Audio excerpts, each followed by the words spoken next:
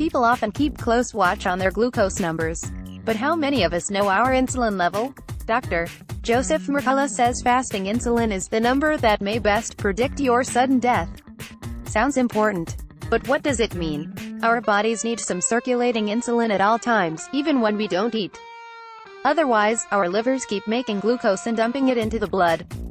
Livers do this to prevent blood glucose from going too low. So if fasting insulin level should never be 0, which it might be in a person with untreated type 1, it shouldn't go below 3. But a high insulin level is just as problematic. A high insulin level is a sign of insulin resistance or prediabetes. It can also signify early-stage type 2. According to Dr. Mercola, too much insulin promotes weight gain by storing fat. It promotes insulin resistance, lowers magnesium levels, and increases inflammation. It also tends to lower HDL, good cholesterol, and raise levels of LDL, bad cholesterol. All of these increase the risk of diabetes and heart disease. It may be that high insulin levels come before insulin resistance and help cause it. If you already have diabetes, why should you know your insulin level? Mainly, it helps diagnose what is happening with you. Your blood glucose may be high, but how much of the problem is too little insulin? How much is insulin resistance? A fasting insulin level test is valuable in several situations, diagnosing prediabetes and metabolic syndrome. Prediabetes is one result of insulin resistance. Insulin resistance causes high cholesterol, high glucose, and high blood pressure. A high level of fasting insulin indicates insulin resistance and can encourage a person to make changes to lower it. Separating type 2 from LADA, latent autoimmune diabetes of adults. A person with type 2 might have a normal or even high fasting insulin level. A person with LADA is typically low. Why does it matter? A person with LADA is more likely to benefit from insulin injections. He may be able to avoid years of oral medications that don't help him much.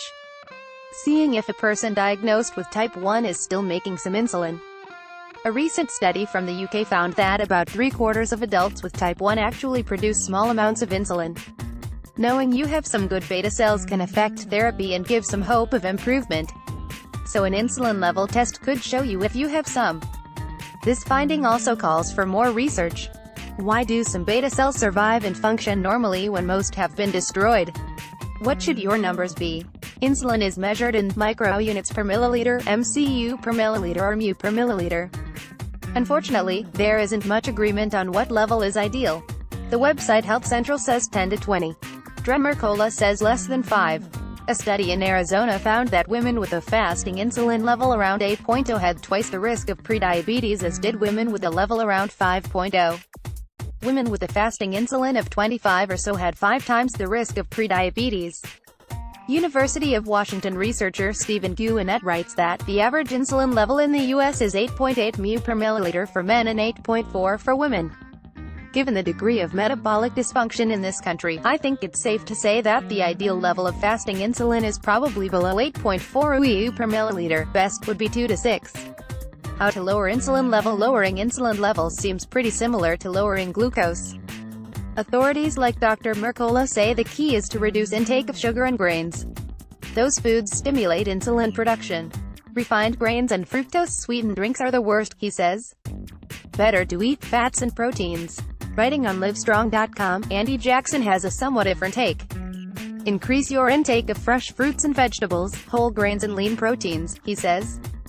Avoid processed and fast foods, which are high in sugar, fat, and salt. Exercise also lowers insulin levels and insulin resistance. So ultimately, testing for insulin levels isn't an earth-shaking idea.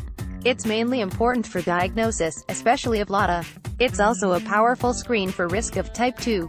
Since most people with or without diabetes have never had the test, it may be worth asking for. You'll get a better idea of what's happening with you. But for day-to-day monitoring, glucose testing is just as good as insulin testing. **** Want to learn more about diabetes lab test results? Read Understanding Your Lab Test Results by clinical laboratory scientist Judith Grau.